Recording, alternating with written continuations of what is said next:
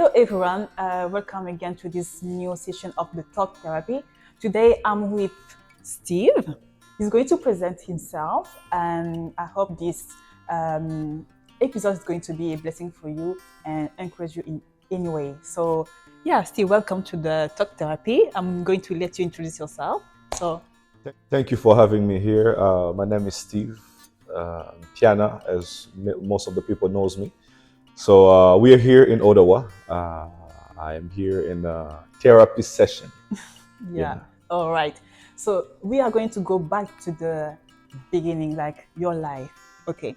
The beginning. So here we are in Canada, in Ottawa. So are you from Canada? Where are you from? Where is your birth country? I'm originally from Congo, Kinshasa. I grew up, spent most of my life in Congo. And fast forward, I've been a little bit outside of the country as well, in different places.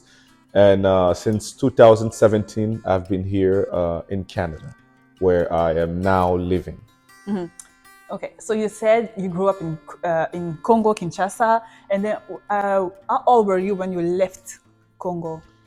I was 13, if I'm not mistaken. When I left Congo, the first time I was 13, I went back at the age of 18, 19, and then I moved to Canada at the age of 20. So when you left at, you said 13, did you left with your family, your siblings, your mother, your father? How was it? It was specifically with my father. Just to disclose a little bit, I moved to China. My father was muted to work in China, and that's where I went to China at the age of 13 with him. Did you feel like, okay, you said you went with your father. Mostly like children, they move like with, they're more close, especially boys, close with the mothers. So, when you move very far like this, with your father, how long did you stay there in China with your father? I stayed in China for 5 years. So 5 years just with your father? No, my father spent 3 years in China. Okay. And then he went back to Congo, and I had to stay another year. So staying that long, far from home, your siblings, and as I was saying, like mostly, boys are close to the mother. So how was it? Like, did you felt that mother like missing, or how was it? So how did you live that? My situation is a little different. I grew up without my mother.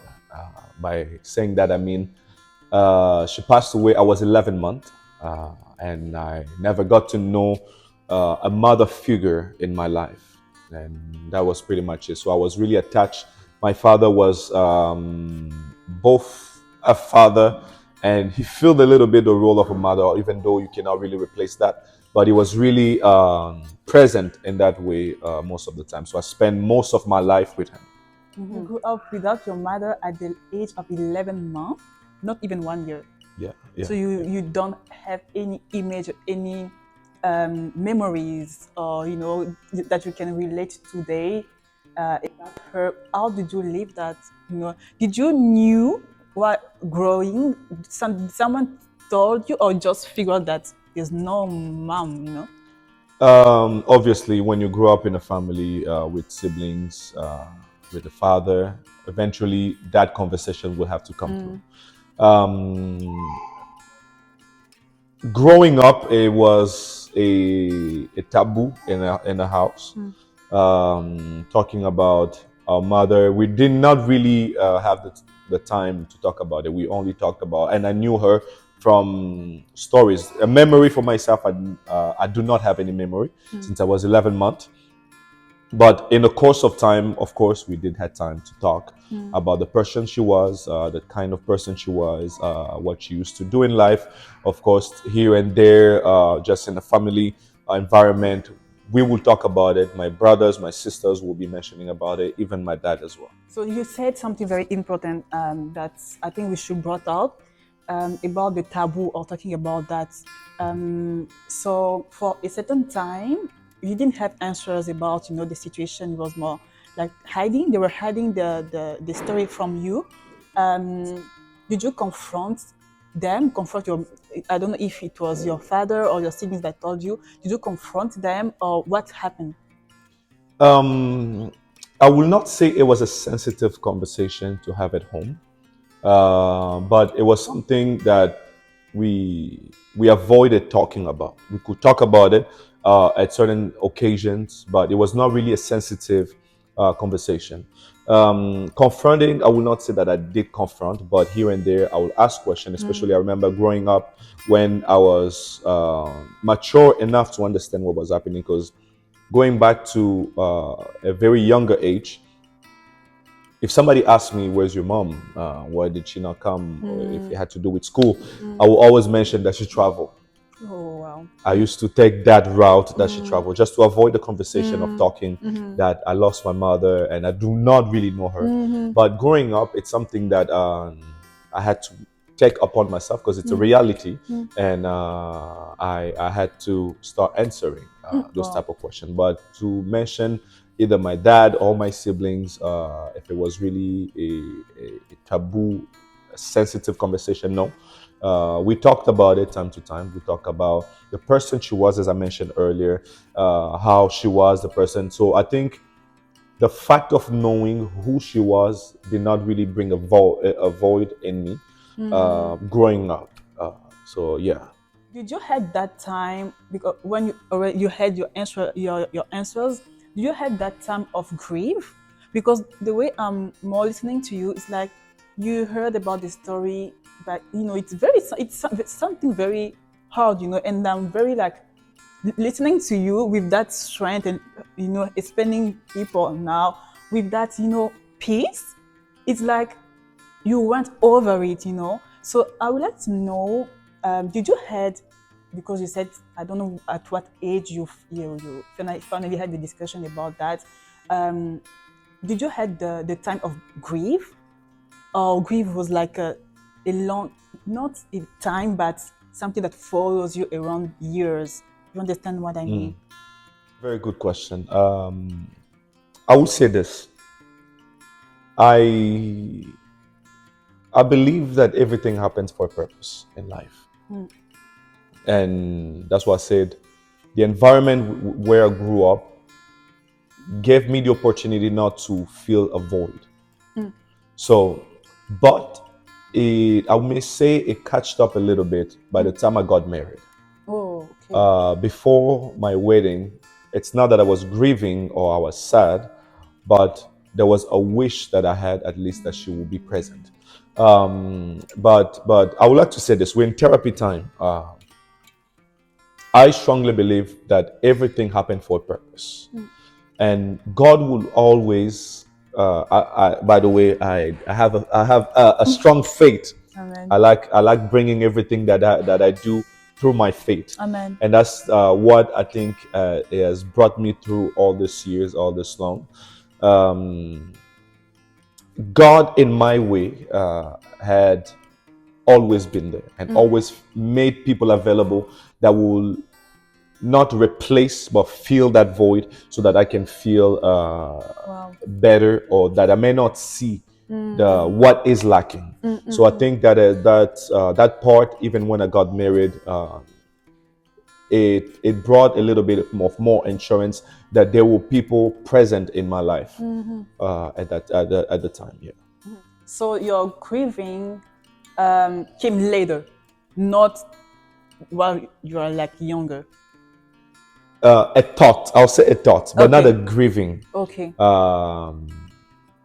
I have a different mentality when it Okay. comes to that. And when we're talking about therapy, it is important for people to recognize, acknowledge that something may have caused you Hurt. pain Yeah. in the past or hurt you in the past. In my case, I think I'm maybe a little different. I don't fake it. I don't, and anything that by cross my heart, I pinpoint it and I mention it and I deal with it at the moment. The wish I had was to at least, if it would have been possible, but I was also very conscious that it's something that is not possible. Yeah. So let's deal with the present. Wow. Because I strongly believe what brings a lot of pain in the lives of people is the fact of always remaining in the past. The past will always cause grief. The past will always make you wish a better thing. That's why I said I wish, but I was very conscious of the present and of things that I have control over and things that I do not have control over. And I guess that's what gave me a little bit of a different mindset. The strength that you have now, you didn't have that unless, just correct me, you didn't have that younger. So by the time that you knew about your mom till now, you maybe had the time of checking doubts and questions. So did you always had that mindset, or when you didn't have that mindset that you have now? If you can talk to someone who is like in your past with no faith at all, let's say maybe you had faith, I don't know, you had no faith at all, and dealing with this this situation to not knowing your mom since 11, how did you do? I would like to say that I did not have faith at the time. Okay. I did not always have faith. Growing up from the younger age, I was maybe just inconscient of what Okay. was happening. Okay. I was oblivious of what was happening. Growing up, that's why I mentioned it started catching up to wish that she was there. But by the time I was fully conscious of what was happening, I knew there was nothing that I could change. So it is to deal with the present. I would say for somebody that is currently living my past and that is your present right now, the mindset is really not to remain in what you don't have control over. There are very few things that you can have control over. Focus on what you have control over. Better it, see things in a positive way. If I may say, what I have control over is now, is the present, is my life right now. A lot of people's life are destroyed because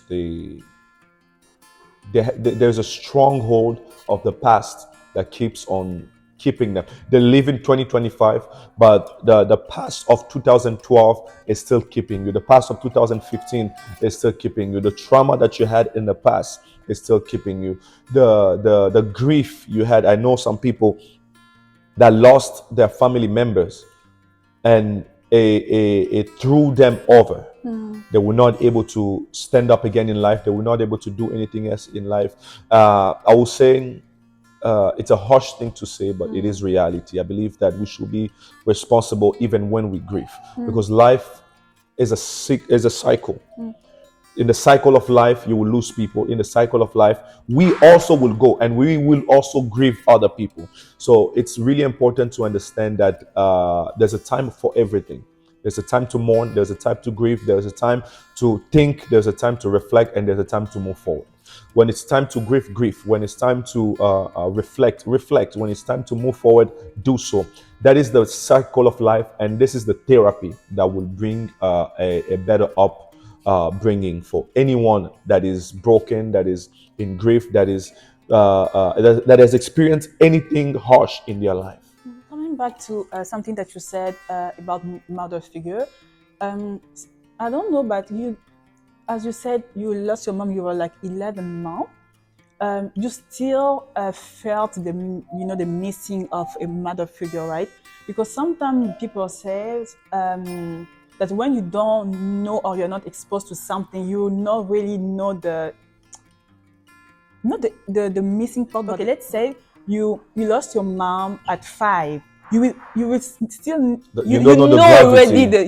you know already that you take the mama and everything. But since you were 11, you never had the contact. You never knew how to live with your mother. How actually what's living with a mother in general, right? So after, maybe the impact maybe will be low than someone who lost his mom at, let's say, 5, So did you felt that? I know maybe you had maybe friends or people that you know that lost their mom later on, and you never knew your mom. Did you felt that, the difference, that you were not too much attached? Is it because of that you are strong? One of the reasons that you are strong today? That is a good point. Being oblivious of something can also not make you really feel the impact of what has happened. But I will say that my father today is also gone into eternity, and I've witnessed that at an older age, and that would be a testimony to know how it feels like. I've lost people in the past, but to lose a parent is different. The day I received the news of the passing of my father, thinking that there's a lot of people, they have parents, but they're not really close to their parents. The relationship between me and my dad was very close. The day I heard about it, it did something to me. But thinking about this, that's why I said it's really important to have wisdom in life. Grief, it's a natural thing that we should have as human beings. A lot of people, when they lose somebody, when any harsh situation in life, they stay in that position. While in life, I'll say this: in life, you will have different time, different minutes, different seconds. You will have different days, different years, which simply means that life itself, the humanity itself, or the earth itself, rotates in a cycle, which simply means that whatever that happens today should not be happening tomorrow, and it should not be happening after a year. It should not be happening in the next hour, because as we are even speaking right now, minutes are going. We are technically, whatever I'm saying is also in the past, which simply means that everything that we should be focusing on is to better. Just think about this. If you stay for 15 years of your life into hurt, for 15 years of your life into pain. I lost my dad 2 years ago. It will be 2 years ago this year. I felt it. But with everything and the relationship and everything that I could imagine and wish for him to be here, there's a cycle. I need to advance. I need to go forward. The grief is there. The reason why people grieve, it's simply because those people who may be very dear to you and you wish for them to be here. But the reality and the truth is that we are not eternal upon this earth. And for one that can be so conscious of that, you will understand and you will know that the moment you lose somebody, the moment something happened, or a grief or pain comes into your life, it is normal to happen at the moment. But the moment you move, the days are moving, it becomes in the past. And anything in the past should not be connected with the present or the future, because that will paralyze you, will cripple you for a better future. Because I'm discovering also, like everybody's discovering with your answer, because you experiment the two, being ignorant of 11 years old, losing someone so close to you, you had that ignorance, and then after you are so much conscious of because your father, if I understand well, it was like your mother and father's figure, so you had both in him. And losing someone so important like this in your life, and was it here? Was it far? So what was the news? Was it like on the phone or? I was here in Canada. So it was far from afar, yes, right? So yes. someone that close, hearing that news from afar, how did you deal with? Here's how I dealt with it. My wife can be a witness of that. When she got the news, actually before me, by the time she got the news, I was still sleeping that day. When I woke up, she came to me and said that my dad went to be with the Lord. I asked her for a few minutes. I went on my knees and I just thanked the Lord. I thank the Lord that day for his life, for his existence, for being a channel for me on this earth, and everything that I could thank God for. And at that moment, right after that, I started grieving. Yeah. I think it's very important to acknowledge that, as I said again, life is a cycle. And in the cycle of life, for a person like me who have faith and who understand some principles of how God has established the earth, is that life and death belongs to him. He gives life to whoever he wishes to, and he takes it back as when he wishes to. And I think the assignment my dad had on earth, that was his time. That was his time. It was time for him to go. There was no better time, maybe a day after. No matter how I would wish and when I would wish it to happen, it would have still grieved me. It would have still bring pain into my heart. So I believe that at that specific moment, that specific day was his time to go. Do you feel that God prepared you for everything that happened? Like I said, everything happened for a purpose. At 11 months, I did not know anything. So I was not prepared and I was not conscious. So it did not really do anything to me. But I do believe that everything has happened for a purpose at that time. For my dad, I was prepared. I knew he was going. When I did not know. Okay. In multiple occasions, God has spoken to me concerning those specific events. And that it was at a closer date that I even thought. In multiple occasions, I've received that revelation from the Lord that he was going to take him. When it happened, that's why I went on my knees, and it was the final chapter for him and for us to continue in life where we are right now. So all I could have done is to thank God for the moment. I think that helped me, that I'm talking about those who have no faith and those who have faith. There's a therapy session. It's important that in the journey that you go through, in my journey, I had God that was able to speak to me in various timeline, in various, the first time actually I remember, it was actually 2 years before he even passed away. That God was preparing me. The first time that God spoke to me about that was then. And then a year after and couple months after. And when that happened, I just knew God has done it. And I'll say this to those who are watching us. It's important to understand that life is the way that we will all go through. Now, the ways of death can come in different ways. For those who have grieved or those who are even afraid of death, you need to understand that death comes in different ways. Death can come through sickness. It can come through accident.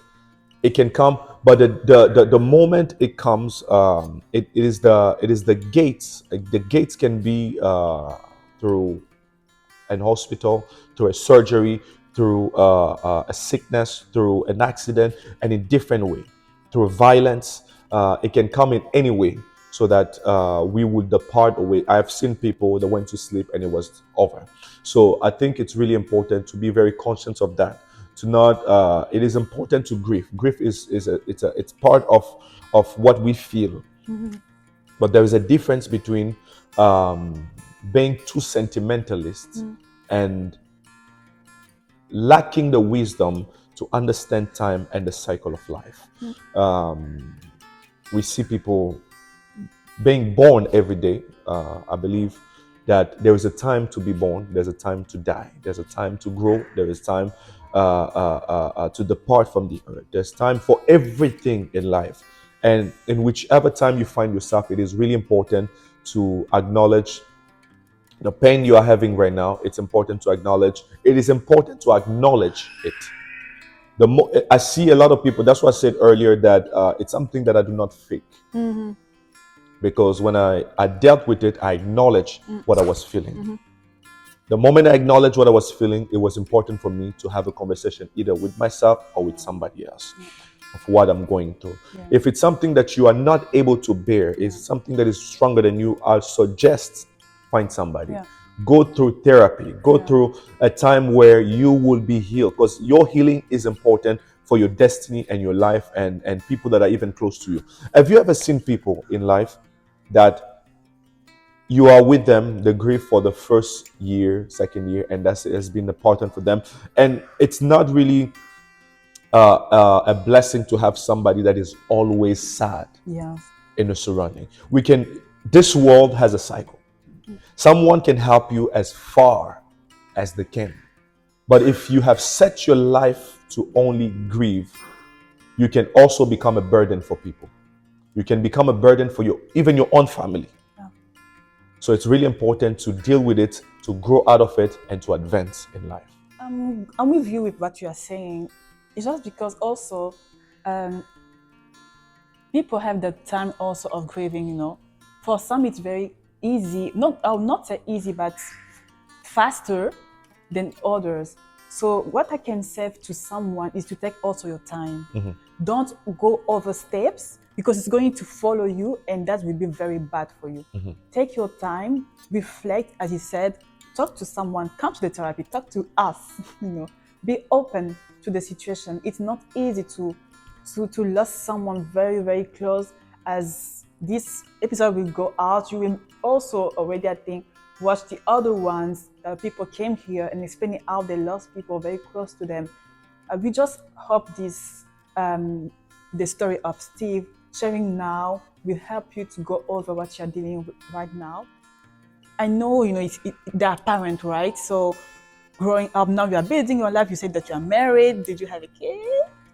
Yes. A I have a child? daughter Yeah. that will be soon 1 year old. Oh. Yeah. Okay, congratulations. Oh, thank you. So you are now a father. So how does your past have an impact of your present? Knowing now you are a father, do you try to be like that father too kind because you know you had your past so much going on? So how does your past is now impacting your present? Very good question. I think my past is what is making me today.